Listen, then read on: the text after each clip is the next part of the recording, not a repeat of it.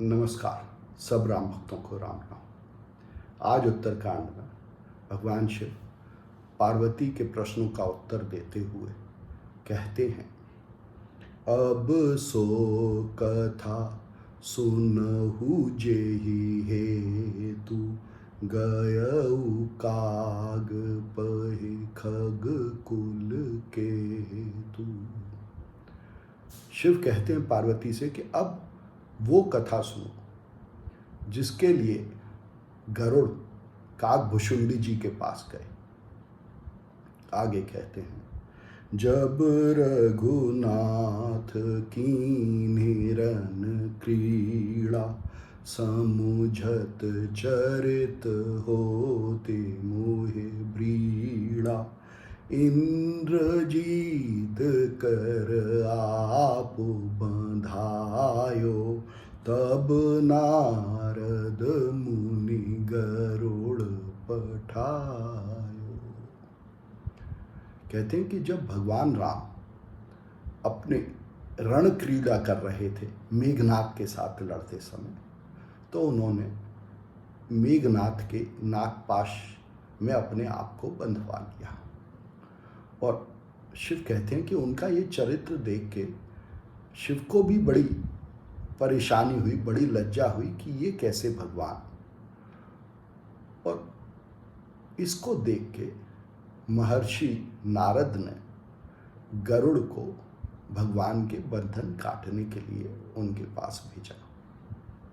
कहते हैं, बंधन काटे गयोर गादा उपजा हृदय प्रचंड विषादा प्रभु बंधन समुझत बहु भांति करत बेचार रग आराती।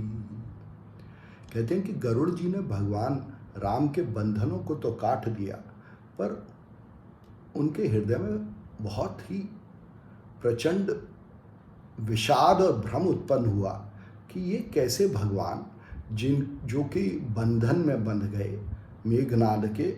और यही विचार गरुड़ जी करने लगे। आगे कहते हैं गरुड़ जी के बारे में, व्यापक ब्रह्म बेरज बागीसा माया मोह पार परमीसा। गरुड़ जी ब्रह्म में जब राम के बारे में विचार करने लगे तो अपने आप से कहते हैं कि भगवान राम तो व्यापक हैं, सर्वव्यापक हैं, हर जगह हैं, ब्रह्म हैं, हर जगह उन्हीं का वास है और हर प्रकार की कामनाओं से मुक्त हैं और वाणी के प्रभु हैं। वागीश शाह शब्द इस्तेमाल किया, वाणी के प्रभु हैं, वाणी के स्वामी हैं। तो फिर वाणी का जो शोर है मेघनाद, उसके बंधन में कैसे आ सकते हैं। और फिर कहते हैं कि सब प्रकार की माया जिसमें कि मैं और तू ये भेद उत्पन्न होता है, उससे पार हैं भगवान राम। जगत के ईश्वर हैं, जगत रूप में ईश्वर हैं, फिर भी कैसे बंधन में आ गए।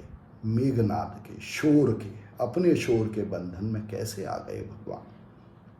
आगे लिखते हैं तुलसी, भव बंधन ते छूटहि नर जप जाकर नाम खरब निशाचर बांधेऊ नाग पास सोई राम। गरुड़ जी विचार करते हुए आगे अपने आप से कहते हैं कि भगवान राम का नाम जप कर सब मनुष्य इस भ्रम सागर से पार हो जाते हैं। ऐसे भगवान राम को कैसे मेघनाद के नागपाश ने बांध लिया। तुलसी आगे लिखते हैं, नाना भांति मन है समुझावा प्रगट न ज्ञान हृदय भ्रम छावा। गरुड़ जी इसको इस प्रकार अपने मन को समझाने की कोशिश कर रहे हैं, पर उनके हृदय में बहुत भ्रम है राम के बारे में कि राम कौन है, कैसे ईश्वर हैं, जो कि मेघनाद के शोर के, अपने शोर के बंधन में बंध गए हैं।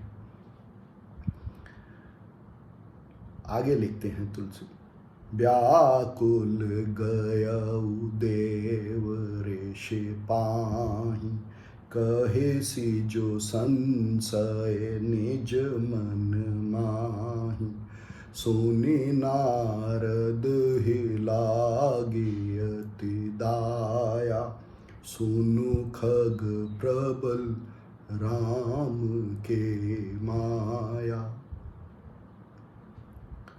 गरुड़ जी बहुत व्याकुल होके फिर देवऋषि नारद के पास जाते हैं और उनको अपना संशय, सारा भ्रम, सारा संदेह सुनाते हैं। देवऋषि नारद उनके भ्रम को सुन के सोचते हैं और कहते हैं उनसे कि हे गरुड़ जी, राम की माया बहुत प्रबल है।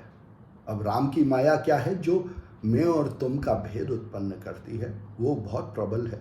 और उस माया के बारे में नारद कहते हैं, जो ज्ञानिन कर चित अपहरई, बरियाई बेमोह मन करई, जेहि बहु बार न चावा मोई, सोई व्यापी वेहंग पति तोहि।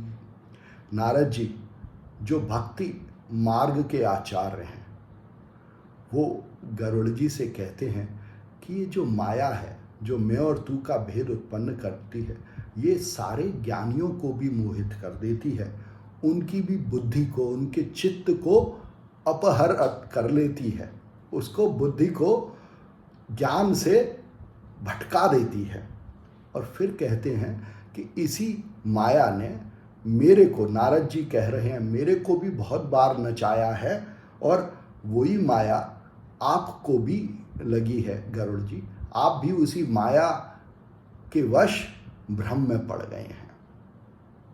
आगे कहते हैं नारद जी गरुड़ जी से, महामोह उपजाउर तोरे, मिटहे न बेगे कहें खग मोरे, चतुरानन पहि जाहूं खगेसा, सोई करेहु जेहि होए निदेसा। नारद गरुड़ से कहते हैं कि आपके मन में महामोह उत्पन्न हुआ है कि राम कौन है।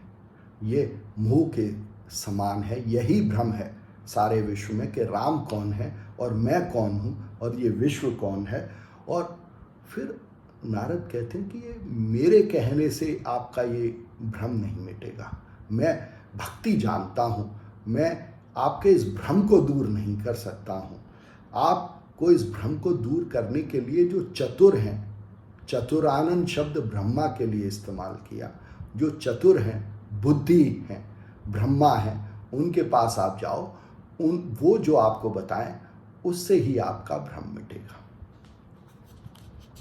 तो नारद जी गरुड़ को, और गरुड़ कौन है? गरुड़ हमने पहले भी चर्चा की कि गरुड़ वो मन है जो इंद्रियों पर, गो, इंद्रियों को गो भी कहते हैं, उस पे आरूढ़ है, गो पर आरूढ़ है गरुड़। तो मन जब भ्रम में पड़ जाता है तो वो पहले भक्ति, नारद के पास गए, पर भक्ति भ्रम को दूर नहीं कर सकती, तो भक्ति मन को बुद्धि के पास भेजती है भ्रम को दूर करने के लिए। देखते हैं ब्रह्मा क्या कहते हैं गरुड़ रूपी मन से। तब खगपति बिरंचे पहि गयउ, निज संदेह सुनावत भयउ, सुनि बिरंचे राम हे सिरुनावा, समुझि प्रताप प्रेम अति छावा। गरुड़ जी जो मन है वो बुद्धि के पास गए अपने भ्रम को मिटाने के लिए और उनको अपना सारा संदेह सुनाया। ब्रह्मा जो बुद्धि के प्रतीक हैं, उन्होंने राम को सिर नवाया, राम का ध्यान किया, और जब राम का ध्यान किया तो उनके मन में प्रेम उमड़ पड़ा गरुड़ जी के लिए। गरुड़ जी पे दया उत्पन्न हुई, प्रेम उत्पन्न हुआ कि ये तो मनुष्य मात्र, मन मात्र को यह भ्रम है, और गरुड़ जी वो मन है जिन्होंने अपने भ्रम को पहचाना और उसको दूर करने की कोशिश कर रहे हैं। इसलिए ब्रह्मा को, बुद्धि को गरुड़ जी पर प्रेम उत्पन्न हुआ। फिर ब्रह्मा बुद्धि कहते हैं, मन महु करय विचार विधाता, माया बस कभी को विद ज्ञाता, हरे माया कर अमित प्रभावा, विपुल बार जेहि मोहि न चावा। ब्रह्मा बुद्धि अपने आप से विचार करके कहते हैं कि राम की जो ये माया है, यह इसके बस सब हैं, चाहे कवि हो, चाहे ज्ञानी हो, चाहे बहुत बुद्धिमान हो। और फिर कहते हैं अपने से कि इस माया ने तो बुद्धि को, मुझको भी बहुत नचाया है, और इसका प्रभाव सबों पर है। फिर आगे कहते हैं ब्रह्मा जो बुद्धि के प्रतीक हैं, अग जग मय जग मम उपराजा, नहीं आचरज मोह खग राजा, तब बोले विधि गिरा सुहाई, जान महेश राम प्रभुताई। ब्रह्मा बुद्धि अपने आप से कहते हैं कि ये सारा जग मेरा उपजाया हुआ है, मैंने बनाया है, इसको मैंने रचा है, पर फिर भी मैं राम की माया के वशीभूत होकर नाचने लगता हूँ, इधर उधर भटक जाता हूँ, और यह ऐसा मोह है जो कि हे गरुड़ जी हम सबको हो जाता है। और फिर कहते हैं ब्रह्मा गरुड़ जी से कि राम की इस माया की प्रभुता को सिर्फ शिव ही जानते हैं। आगे कहते हैं, बैन ते शंकर पहि जाहु, तात अनत पूछहु जनि काहू, तह हो यह सब संशय हानि, चले बिहंग सुनत विधि बानी।